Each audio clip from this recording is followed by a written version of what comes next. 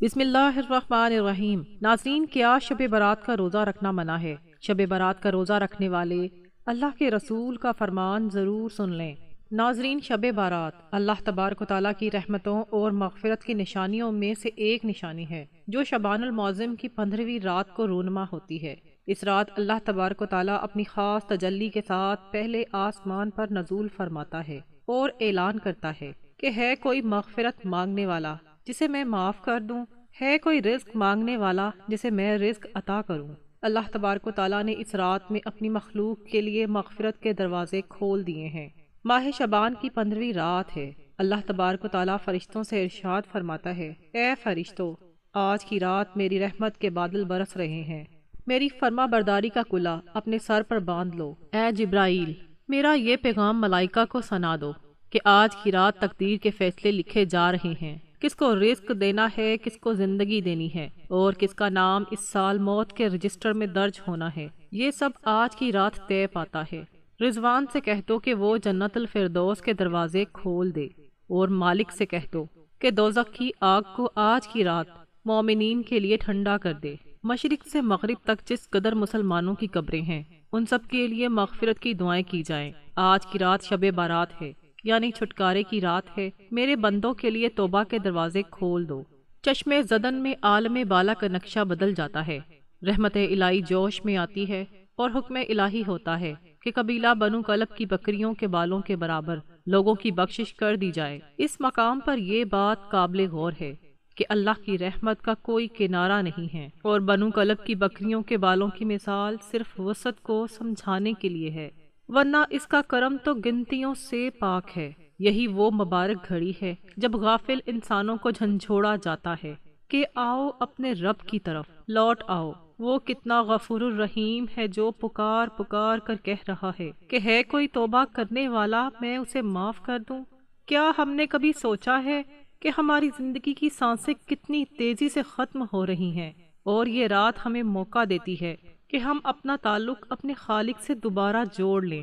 اس رات میں ملائکہ کی جماعتیں زمین پر اترتی ہیں اور ذکر کرنے والوں کو ڈھانپ لیتی ہیں۔ خوش نصیب ہے وہ آنکھیں جو اس رات ندامت سے نم ہو جائیں، اور وہ دل جو اپنے گناہوں پر شرمندہ ہوں۔ یاد رکھیے کہ توبہ صرف زبان سے استغفر اللہ کہنے کا نام نہیں، بلکہ دل کی اس کیفیت کا نام ہے جہاں انسان اپنے گناہوں سے بیزار ہو جائے اور آئندہ برائی نہ کرنے کا پکا عزم کر لے۔ حضور اکرم صلی اللہ علیہ وآلہ وسلم کی حیات مبارکہ ہمارے لیے مشعل راہ ہے۔ آپ اس مہینے میں اس قدر عبادت فرماتے کہ صحابہ کرام بھی حیران رہ جاتے۔ شعبان کا مہینہ رمضان المبارک کا پیش خیمہ ہے۔ جیسے کسی بڑے مہمان کی آمد سے پہلے تیاریاں کی جاتی ہیں، ویسے ہی شعبان کی 15ویں شب ہمیں رمضان کے لیے تیار کرتی ہے۔ اس رات میں رزق کی تقسیم اور عمروں کا تعین اللہ کے حکم سے ہوتا ہے۔ یہ وہ وقت ہے جب ہمیں دنیاوی حرص و طمع چھوڑ کر آخرت کی فکر کرنی چاہیے۔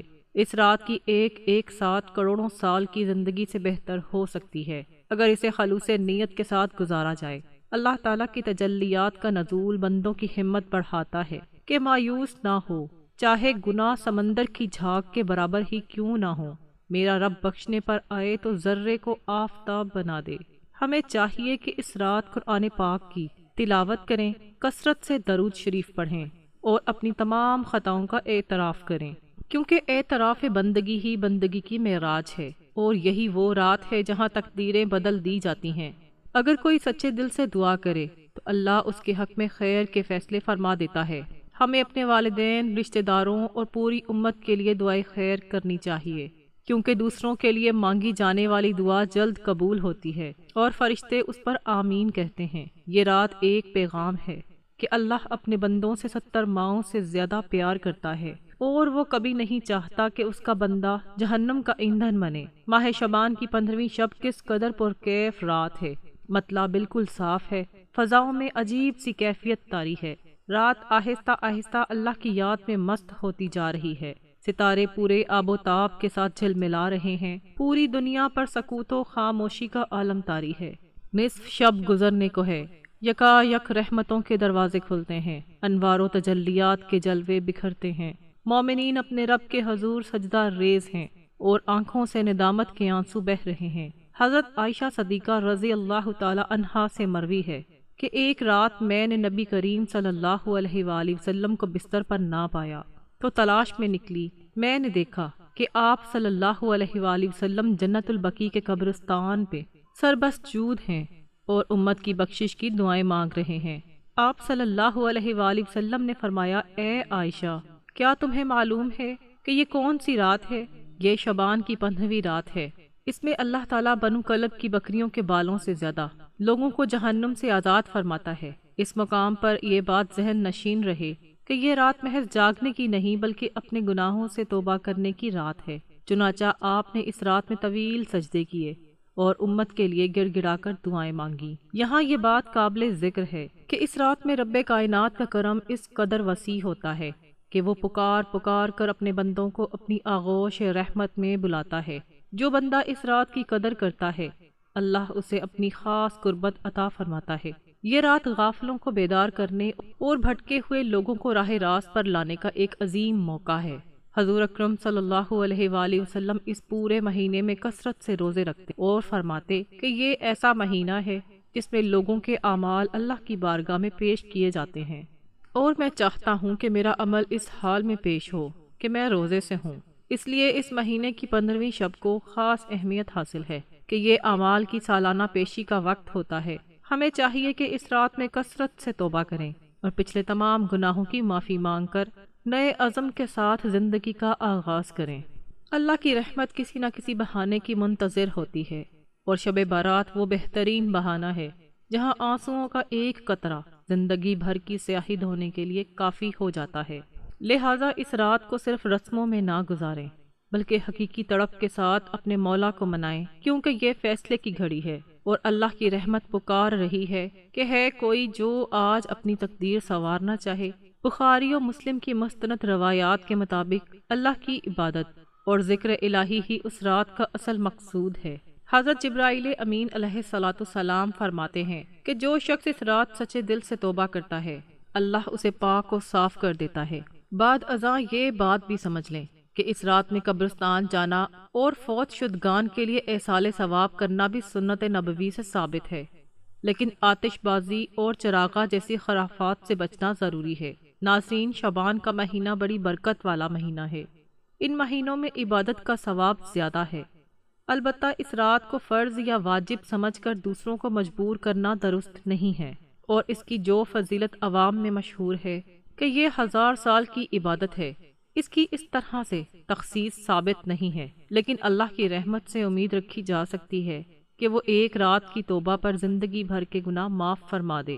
اس رات کی برکتیں حاصل کرنے کے لیے ضروری ہے کہ انسان اپنے باطن کی اصلاح کرے، دوسروں کے حقوق ادا کرنے کا عہد کرے، کیونکہ اللہ تعالیٰ اپنے حقوق تو معاف فرما دیتا ہے مگر بندوں کے حقوق اس وقت تک معاف نہیں ہوتے جب تک وہ بندہ معاف نہ کر دے۔ اس رات کی ایک بڑی فضیلت یہ بھی ہے کہ اس میں تلاوت قرآن کریم اور درود و سلام کا نذرانہ پیش کرنے سے روحانیت میں اضافہ ہوتا ہے۔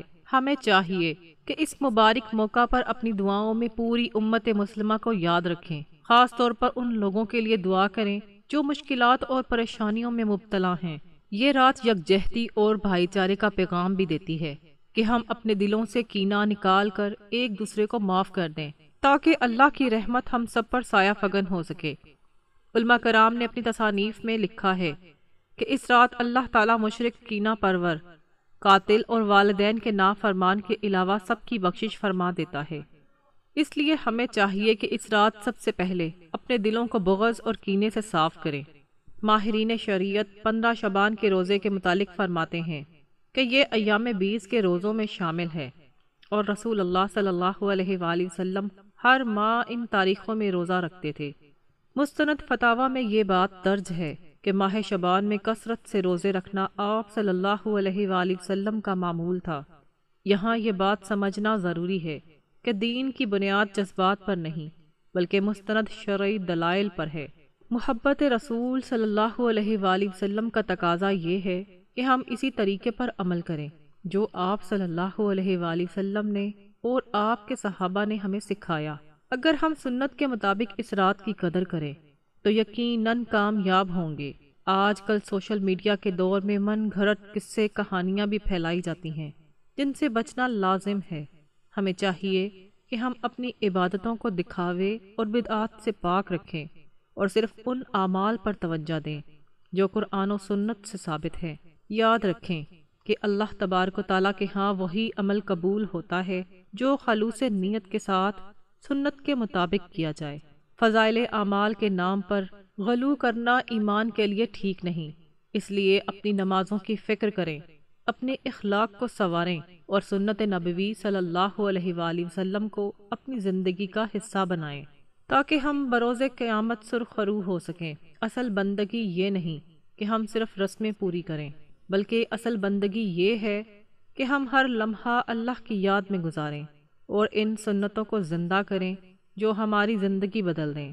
شب برات کا اصل سبق توبہ کی قبولیت اور رب کی رحمت پر یقین ہے۔ ہمیں چاہیے کہ ہم اپنی زندگیوں کا محاسبہ کریں اور ہر اس کام سے بچیں جس کی بنیاد دلیل پر نہیں۔ اللہ تبارک و تعالی ہمیں حق سمجھنے اور اس پر ثابت قدم رہنے کی توفیق عطا فرمائے۔